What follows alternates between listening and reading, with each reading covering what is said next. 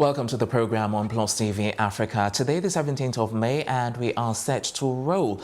I am Tokunbo Taiwo. This is Off the Press, and we do say Ramadan Mubarak to all of our Muslim viewers. Thanks very much for joining us. With me this morning to review the major headlines on our national dailies is a public affairs analyst, Lolu Elegbe. Thank you very much for joining us. Good morning. So the last time you were here was like 2 weeks ago. How has it been since then? Yeah, it's been all right. Okay, good. Some rain, yes, we're in the rainy season, aren't we? Yeah. Okay, so let's get right into it. Let me just quickly go through the newspapers that we've got. We've got The Guardian, we've got The Nation, we've got The Punch newspaper, and we've got Vanguard newspaper as well. And then we'll probably, if we've got time, also discuss sports with our in-house analyst, and we'll be telling you who that is later on. But first, we'll go with The Guardian newspaper. Yes, The Guardian newspaper is what we'll be handling first. And the major headline on The Guardian newspaper is, "At last, National Assembly OK's June 12 as Democracy Day." And there are a number of riders underneath that. Okunruomu, Afenifere scribe doubt government sincerity. Senate approves second term for CBN governor. Emefiele challenges suit against reappointment. Okay, so that's the major headline. Also above that headline, we have allegation of overthrow, a despicable lie, Atiku insists, on the left-hand side, and that story is on page 5. And next to that, we've got Guild of Editors election, leadership and a lingering credibility crisis. Is a special report on page 36 right there. And on the right-hand side, we've got Nigeria's refining utilization dipped in the last 20 years, says UN. The full details of that story you will find on page 3. If you want to find out more about that, grab a copy of The Guardian this morning. Okay, let's look at the bottom of The Guardian newspaper. We have right at the very bottom, outgoing, incoming government spar over last-minute policies. And underneath that, we've got anger as Fayemi sacks 2,000 Fayose appointees. Bauchi governor-elect incumbent trade words over debt profile. Okay, and then we've got a main picture right here, as we can see. Instructor cinematography Daryl Gilmore and Chairman Choice International Group, Chief Diana Chen, founder Del York Creative Academy, and Linus Idahosa regarding an event, a press briefing on revolutionizing the African creative industry, and that was in Lagos yesterday. Okay, so if we look towards the left-hand side of that picture, we have some more headlines. Gunmen kill 7 persons in Taraba councils, and underneath that we've got governors back state legislature, judiciary, financial autonomy, and underneath that we've got a world report. Tanzania bans entry of all plastic carrier bags, which is detailed on page 20. So those are the headlines on the front page of The Guardian newspaper. Let's go behind now and see if there's anything interesting. Oh, there are a number of continuations from the front page stories. Okay, and there's just a picture there with Enugu Rangers Chiamaka Madu celebrating after scoring his team's winning goal against Bendel Insurance on Wednesday. A lot of sports stories right there. Let's go back onto the front page and look at the main headline and discuss that with Lolu Elegbe. Okay, at last, National Assembly OK's June 12 as Democracy Day. Do you feel relieved? Do you feel like this is justice? Do you feel, yes, we had this long time coming, or do you feel disappointed, or like I said some time back, ironic? Honestly, I'm not sure I feel anything significant. Yes, I think symbolically it's a good gesture. Again, you have to wonder why it's taking so long for this to happen. But on the flip side of that, I think there've been a number of conversations about whether or not May 29. I think the inauguration is supposed to be May 29. Does that then move to June 12? Is there a public holiday on May 29, another one on June 12? So it's all these, I think all these questions are being raised, but that's as an aside. But I think this is something that should have happened quite a long time ago. So I think the fact that it's happening now is a good thing. But because it's taking so long, I don't think, I think people have sort of given up hope. Yeah, so they've gotten over it by now. So it's like Yeah, okay, fine. June 12 is Democracy You know, Day. initially when this whole idea came up, people were suggesting that it was probably because, President Buhari wanted to get re-elected and stuff. So do you think this has gotten him onto the good side of the people, or do you think people care less now? No, right now, I don't think it makes any difference. Depending on what's going on in people's lives or in the business or in the economy, I don't think this changes their perception, either for good or bad, of the president. I honestly don't believe so. Okay. All right. Now, Emefiele challenges suit against a reappointment. What's your take on that?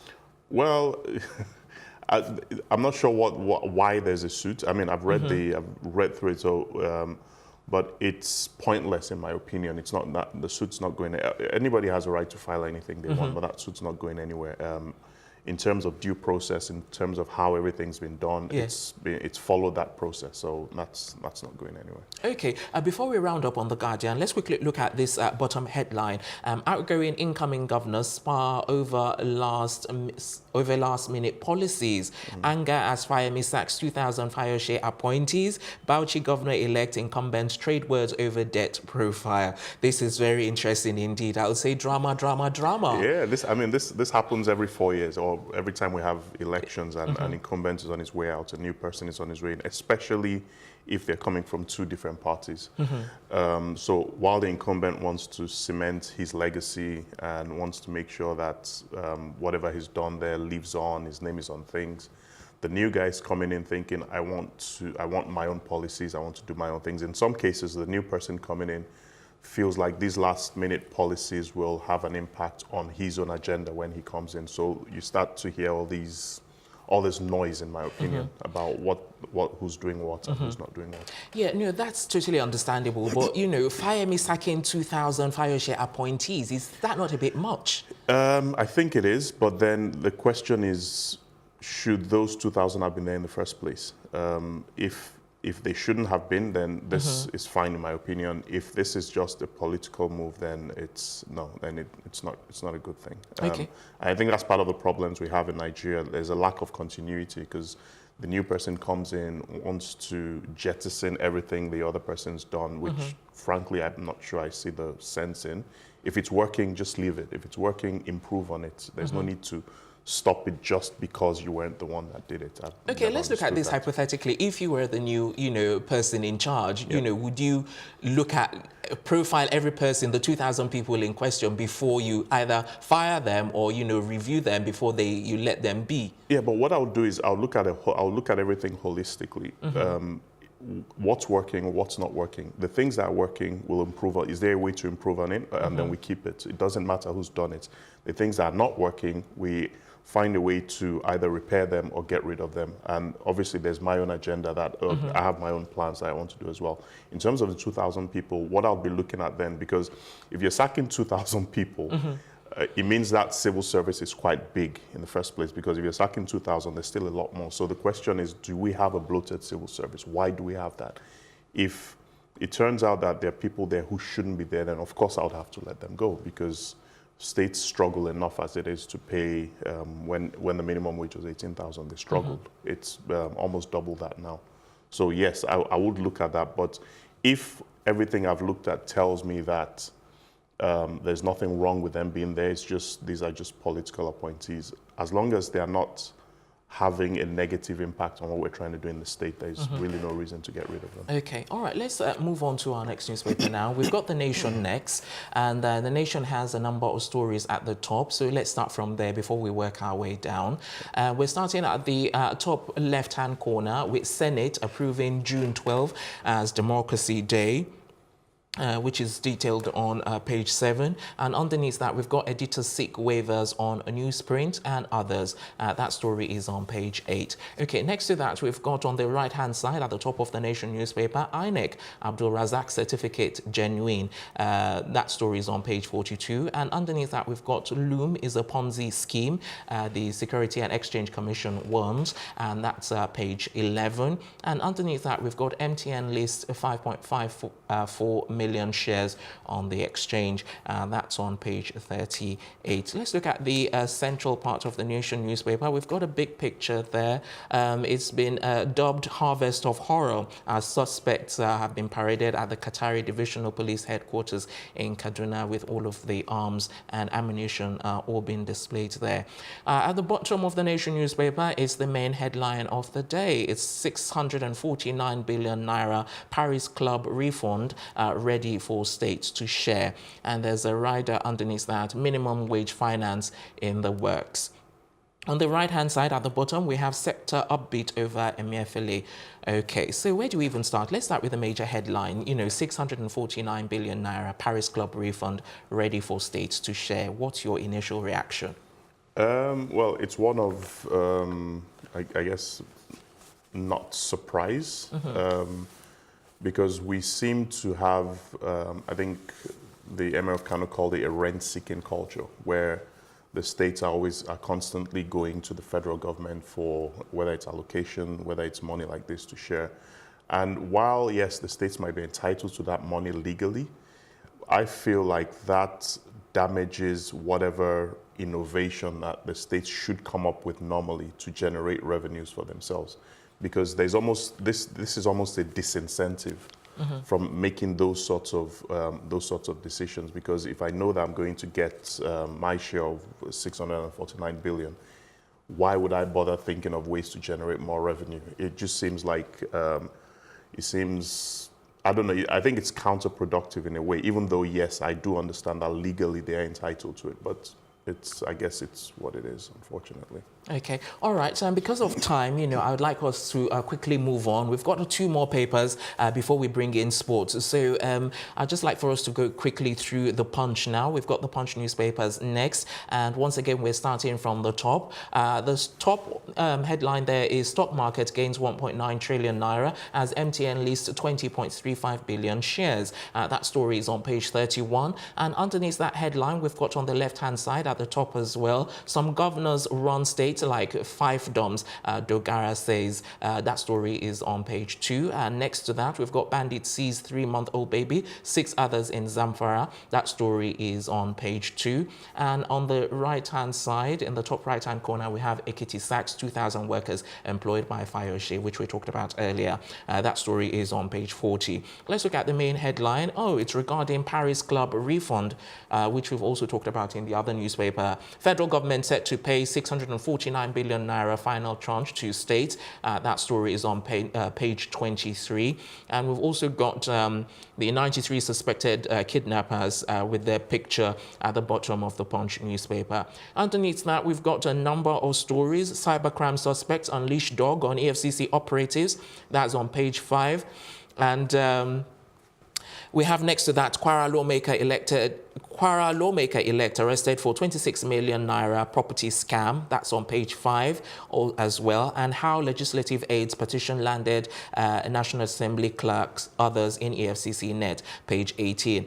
At the very bottom, we have in green on the bottom left-hand corner, governors back financial autonomy for state legislatures and judiciary, page 9. And Lagos-Abeokuta Road, residents groan as contractor stops work, pages 4 and 5. And on the bottom right-hand corner, we've got INEC postpones Bayelsa Kogi governorship polls to November 16. That story is on page 17.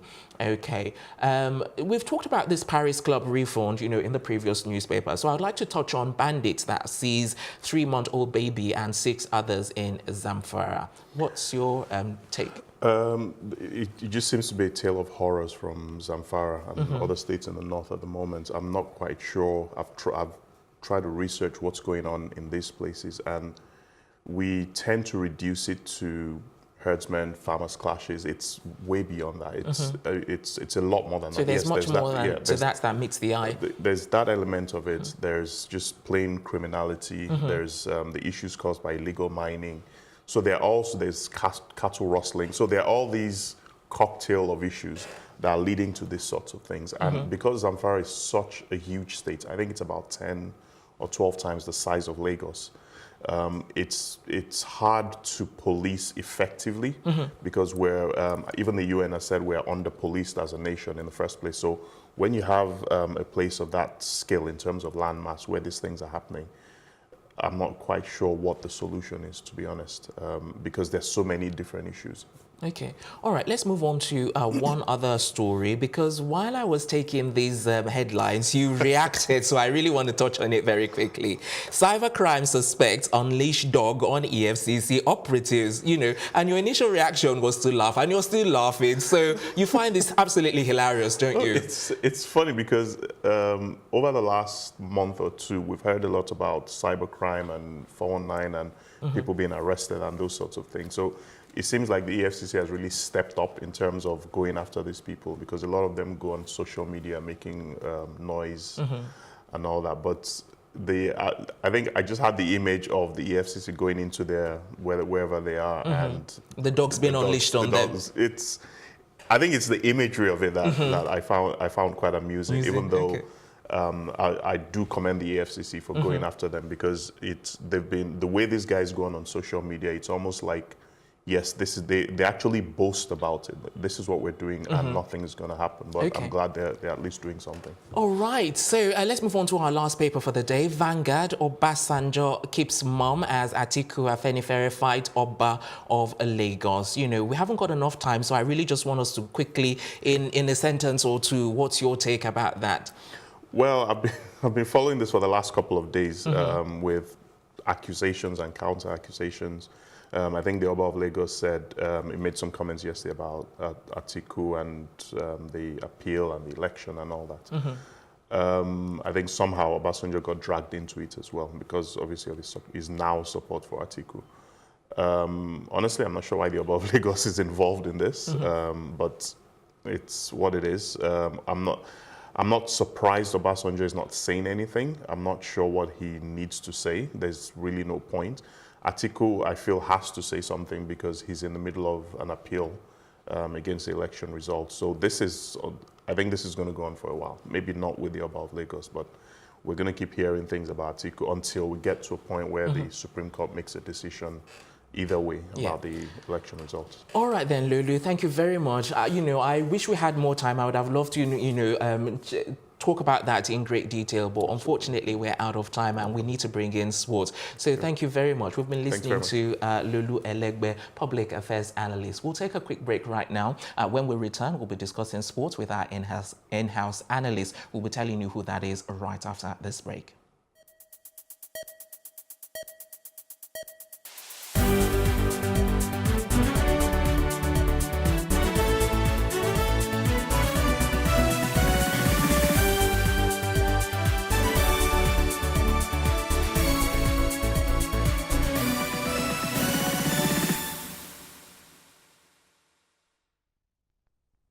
Welcome back. You're watching Off the Press right here on Plus TV Africa, where the big stories live. Time for us to look at complete sport. And rather than have our in-house analyst, we still have Lolu Elegbe, who is a public affairs analyst, who is going to be analyzing the sports headlines with us this morning. Thank you very much for doing that. All right, so we've got complete sports here, and I'll just quickly take us through the headlines before we delve deep into any one of those stories. We're starting at the top. We've got Real plot Salaku make initial contact with Liverpool forward, and on the right-hand side we've got United toppled as Madrid replaced Red Devils as most valuable club. Okay, all right, so if we come down, we've got 5 Eagles who have points to prove, and I think all of their pictures are displayed right there. And on the left-hand side, we've got United revive Lewandowski interest, and underneath that, we've got PSG showing interest in Firmino. There's still a number of stories. Let's see, to the right, we've got Alves waiting on EPL offers on the bottom right-hand corner, and Yaya to continue career in China. Jovic seals £52.4 million pounds, a Madrid switch, and Loftus-Cheek blow for Blues. At the bottom, we've got Man United lineup for £50 million Palace raid. Okay, let's start with Real, who plot Salaku. What's your... how do you react to this? It's transfer season. Okay. Well, it doesn't officially start, I think, until the end of June. But we're going to start seeing a lot of these stories. This story can't be true. Well, it can be, but Okay. Liverpool is not going to release Mo Salah. It's not. He's their best player. He's one of the reasons Liverpool have done so well in the last 2 years. Real is struggling. Real has the money, but Liverpool also has the money. They don't need to sell him. So. So you think they'll make a counter bid if the other club offers him more? No, I'm sure they'll probably. 'Cause I think right now the record is 180 million pounds or so, which PSG paid for Neymar. Okay. If they want to get Salah, they would have to pay something in the region of that or more than that. First of all, I'm not sure Real would do that because of financial fair play rules. Second of all, I'm not sure how much money they could offer Liverpool that would make them want to sell Salah. Okay. I don't see it happening. All right, let's move on to United reviving Lewandowski interest. Well, they've tried to get him for a few years. Again, he's one of Bayern Munich's best players. I think he's about 30 now or 31. So I wouldn't be surprised if this deal actually happens. Not because he's not doing well, he's doing exceptionally well there, but because he's starting to get to the early 30s, Bayern might be looking to maybe let him go and bring in a younger striker to do what he does. But again, it's something United have tried for a few years, so it's so up in the air. I guess it depends on how much money they're offering and who Bayern Munich can get to replace him. If they can get someone young enough and I guess competent enough, then I think they'll let him go. All right, because of time, unfortunately, I would have liked for us to handle one more story, but because of time, we're going to have to wrap it up there. But thank you very much once again. All right, so we've been listening to Lolu Elegbe, who actually is a public affairs analyst, but has doubled up as a sports analyst on the morning show of The Press. Thank you very much once again. And that's where we wrap up on this edition of The Press. We're back next week on Monday for the latest headlines and the latest national dailies. Until then, I remain Tokunbo Taiwo saying have a happy weekend.